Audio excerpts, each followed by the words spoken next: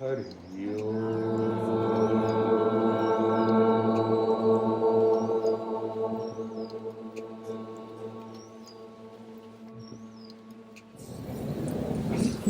a question.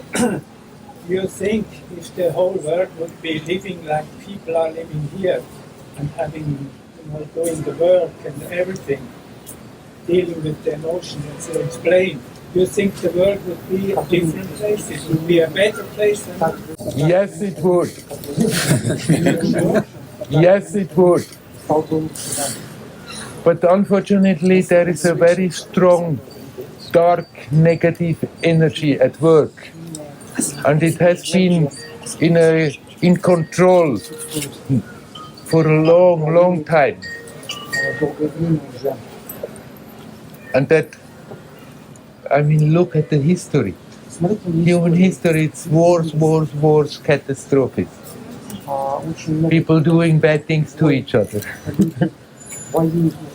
That energy, that consciousness that is encouraging, that they are getting a kick out of it. They are feeding on that.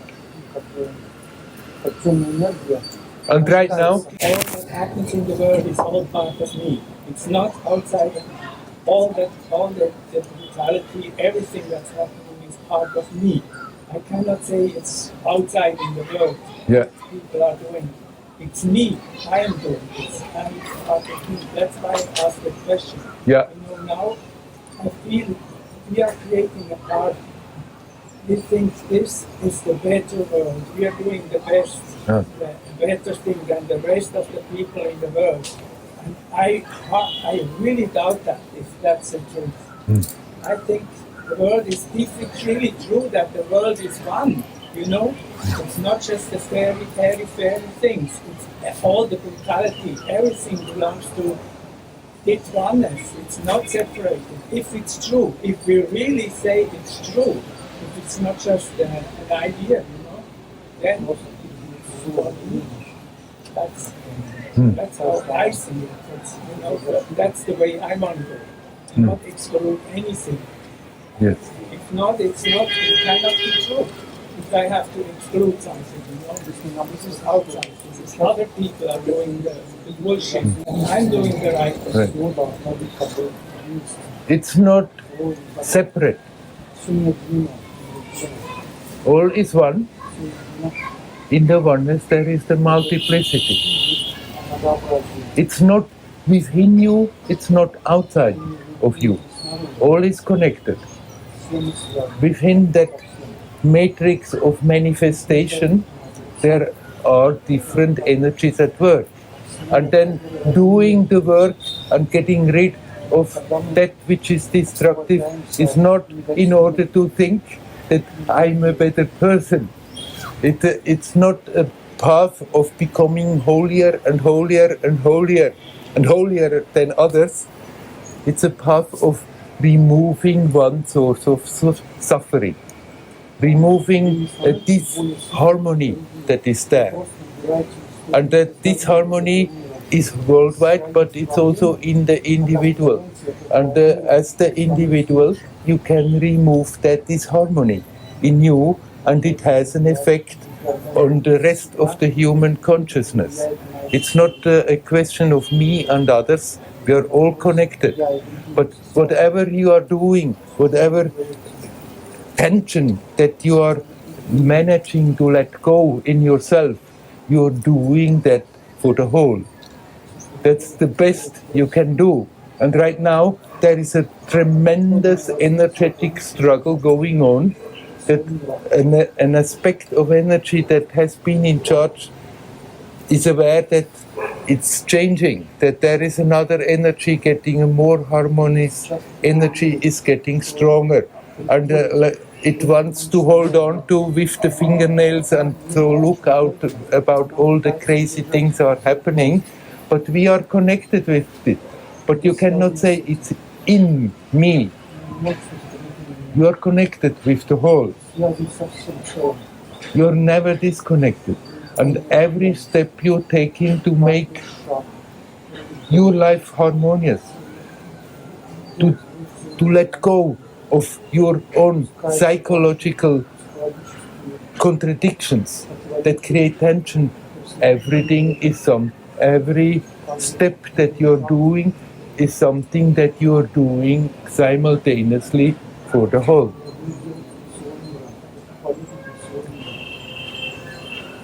Because of that, I answer to your question, if people would be doing that more, it would be a different manifestation. But since most of the people are not opening consciously up to that right now, but rather are being pushed without being aware by energies that are not helpful, that are not making them more at ease, at peace, then it's a process that has to take time. It's not within you, it's not without you. That the whole world is within me is as much as concept that the whole world is outside of me. Both are concepts. We can let go both of them and just be aware there is that manifestation of consciousness that you know for sure. And you are connected with the whole rest of existence. But there, where you are conscious, when you see discrepancy, when you see tension, when you see disharmony, when you see pain, when you see suffering, there you can do something about it to release that. And there is that consciousness comes back in its natural state of peace and harmony. And this is affecting not only one manifestation, it is affecting everybody, that is for sure.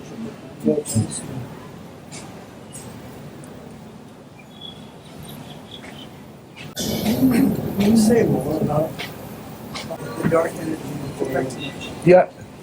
say more, I don't understand. Yes.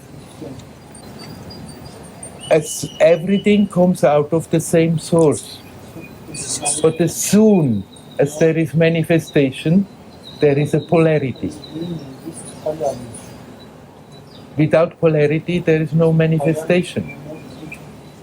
Even an atom can only exist because of the polarity of the electromagnetic forces that are there. And there is absolutely nothing wrong, as long as this is in harmony. Now, when the consciousness is manifesting, the first expression is pure consciousness. Even pure consciousness is not what you are prior to that. You can think I'm consciousness, but even that is not quite true. It's the first expression, pure consciousness, but not only consciousness. It's consciousness and love and energy. The pure love, the pure energy, the pure consciousness is the first expression out of which all comes. And if that is expressing itself, coming out of it in harmony, then that whole manifestation is a beautiful expression of that inner beauty. But somehow there can happen disharmony. And there, consciousness that starts to lose the awareness it's coming from the same source, start to disengage from it and totally fix on that delusion of me, I'm separate from that oneness. And the more then this consciousness is turning away from harmony, from love, from the pure energy and pure consciousness, the more within that expression it becomes destructive. And within the whole game, this is also part of God's will, that all this happens. This is also part of God's will, that this kind of crazy story happens, because there, that consciousness that is projecting into this crazy story has a field day of experience, of learning, of growing, of outgrowing. But still, if we think, okay, everything comes out of the same source, everything is the same, the destructive and the dark and the lightful, then there is very little chance that we come back to that which is prior to that. Prior to the dark and the light, there is something. But the darkness is basically the law of the matter, of contraction.